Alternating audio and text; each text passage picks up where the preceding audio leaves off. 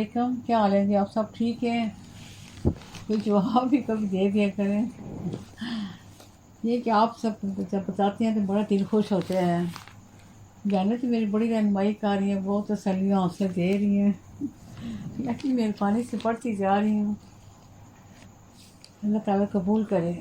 نیت تو یہی تھی کہ بھئی جو اچھی اچھی دین اسلام کی باتیں ہیں، جو زندگی کی روزمرہ کی باتیں ہیں، سب کی سب دل دماغ میں آتی رہیں اور انسان آگے آگے بڑھتا رہے۔ یہ تو اللہ ایک امانت ہے اللہ کی، اس کو صحیح صحیح گزارنے کی اللہ تعالیٰ ہم سب کو توفیق دے۔ بات یہ ہے کہ سمجھ انسان کو کافی دیر سے آتی ہے، جوانی ہوتی ہے، مزدور ہوتی ہے، کوئی بات اچھی لگتی ہے کوئی نہیں اچھی لگتی ہے، تو بندہ بس اپنی دھن میں آگے بڑھتے ہیں۔ پھر ایسا جو تھوڑی سی جوانی کا زور کم ہوتا ہے تب سمجھ آتی ہے زندگی کیا ہے، پھر حوصلے بھی پیدا ہو جاتے ہیں، ہر بات کی سمجھ بھی آنے لگ جاتی ہے، مشکلات بھی پھر خود بخود کم محسوس ہوتی ہیں۔ اصل یہ چیز تھی شروع سے کہ بے حوصلہ انسان میں ہو گئی، بے حوصلہ نہ بنے، غصے میں نہ آئے، گھبرائے نہیں، اور کوئی بات پتہ ہے تو غور سے سنے اسے، اپنی کوئی بےزتی نہ سمجھے اس بات کہ میری بےزتی ہو رہی، بےزتی نہیں ہے، کیونکہ زندگی کا ہر مرحلہ ایسا آتا ہے کہ اس میں آپ کو سیکھنا پڑتا ہے، اور سیکھنے کے لیے بھی کسی کی مدد کی ضرورت ہوتی ہے۔ کام تو وہی ہوتے ہیں، لیکن کچھ لوگ اس کام کو اتنے اچھے طریقے سے کر لیتے ہیں کہ دیکھ لے تو وہ بھی حیران ہو جاتا ہے، اس سے بھی کوشش ہوتی ہے کہ میں بھی اسی طرح سے۔ دیکھیے رہنمائی یہ بہت ضروری ہے زندگی میں۔ ہمیں بھی شروع سے بتایا تھا، جب میں کپڑے سلائی امی سے سیکھی تھی تو میرے سے کوئی اکثر کام شروع بڑا غلط ہوتا تھا، تو امی سے کہتے تھے ابھی سے ادھیڑ لو، ادھیڑ کے صحیح کرو گی تو ساری زندگی تمہیں یہ ادھیڑنا مشکل نہیں لگے گا، کہیں سے بھی کوئی کام غلط ہوگا تو تم پھر سے صحیح کر لو۔ اگر تمہیں آج یہ ادھیڑنا تمہیں بہت مشکل لگتا ہے، تم ناراض ہو رہی ہو، تو جب بڑی ہوگی تو میں زندگی کا پھر کوئی طریقے سے کے نہیں آئیں گے، زندگی بھی صحیح سیکھنے کے لیے مشکلات ہوتی ہیں۔ اور ایک بار تو میں نے پانچا کتنا پیارا ڈیزائن کہیں سے بھی آ گیا بنایا ہے، ہاتھ کی مشین ہوتی سلائی کی، آپ تو ہو گئی ہیں لگ گیا، پاور لگ جاتی ہے تو ہو جاتی ہے، تو میں 2 دن لگا کے ایک پانچا بنایا، اور جب پانچا تیار ہو گیا دیکھا تو پانچا جو تھا وہ میں نے شلوار کے آسن کی طرف بنا دیا تھا، تو بس سر پکڑ کے بیٹھ گئے۔ امی جی کے پاس تھی، یہی امی جی کا مشورہ تھا، اگر ٹھیک کرنا تو اس کو دینا پڑے گا، نہیں تو پھر سارے پر تمہارا کام خراب ہو جائے گا۔ پھر دل مان کے دیڑ اس کے پاس پھر ایسے ہوتا تھا کہ کوئی کام بھی غلط ہو گیا ہے، ظاہر انسان سے ہوتے ہیں، جب زندگی میں نئے نئے بندہ قدم رکھتے ہیں تو کتنے بھی زندگی کام ایسے ہوتے ہیں۔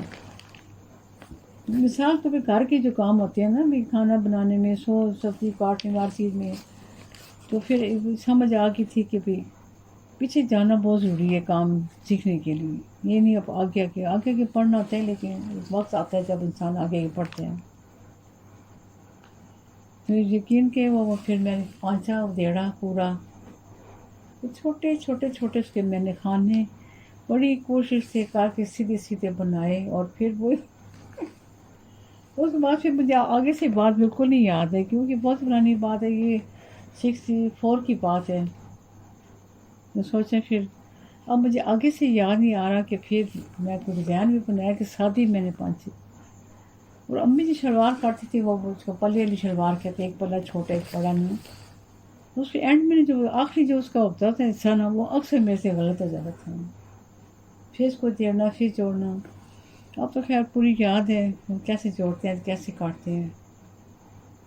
تو آپ ہی جو نئے بچے کام سیکھ رہے ہیں حوصلے میرے، گھبرائے نہیں، ہم کہتے ہیں بس ہمیں پیچھے نہ جانا پڑے، زندگی میں آگے جانے کے لیے پیچھے بار بار جانا پڑتا ہے۔ پھر تھوڑا سا پڑھ لیں اسلام کی باتیں، اپنے دین کی باتیں، اللہ رسول کی باتیں ہیں۔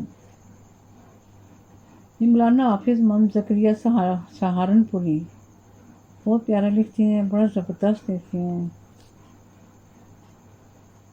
اللہ پاک کے کلام اور اس کے سچے رسول سید البشر حضرت مصطفیٰ صلی اللہ علیہ وسلم کے ارشادات کے مطابق خرچ کرنے کی ترغیب اور اس کی فضائل کثرت سے وارد ہیں۔ ان کو دیکھنے سے معلوم ہوتا ہے کہ پیسہ پاس رکھنے کی چیز ہے ہی نہیں، یہ پیسہ ہی اس لیے ہوا ہے کہ اس کو اللہ کے راستے میں خرچ کیا جائے۔ नमूने के तौर पर चंद आयात और चंद आदिस का तर्जमा पेश है। तर्जमा यहाँ तर्जमा ही लिखा है।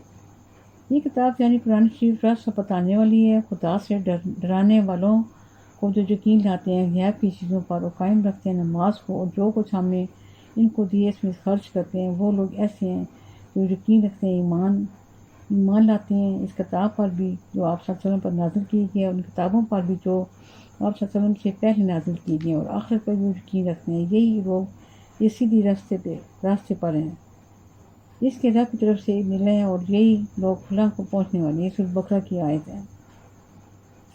बड़ी ज़बरदस्त सूरह बकरा की आयतें हैं। हुज़ूर अकरम सल्लल्लाहु अलैहि वसल्लम ने इरशाद फरमाया कि बेहतरीन सदका वो है कि तू ऐसे वक्त में खर्च करे जब तंदुरुस्त हो, अपनी ज़िंदगी और बहुत ज़माने तक दुनिया में रहने की उम्मीद हो। ऐसा न करके सदका करने को टालता रहे यहाँ तक कि जब दाम निकलने लगे और मौत का वक्त करीब आए तो कहने फलां को दे दिया जाए, इतना फलां को दे दिया जाए। ज़बरदस्त बात है। शुरू से ज़्यादा मुश्किल लगता है, लेकिन इंसान जब आदी हो जाते हैं ना, और हमारे घर में शुरू से अम्मी जी अब्बा जी ख्याल ख्याल बहुत करते थे। उनको देखते कि मुझे ऐसे लगता है जैसे ये बात हमारे फ़ोन में रच बस की है। और मेरी ईमान है इस बात की हमारी आने वाली नस्ल भी इंशाल्लाह अल्लाह की राह में खर्च करेंगे और नेक भी रहेंगे। मेरा दिल कहता है यकीन करें इंशाल्लाह ऐसे ही होगा।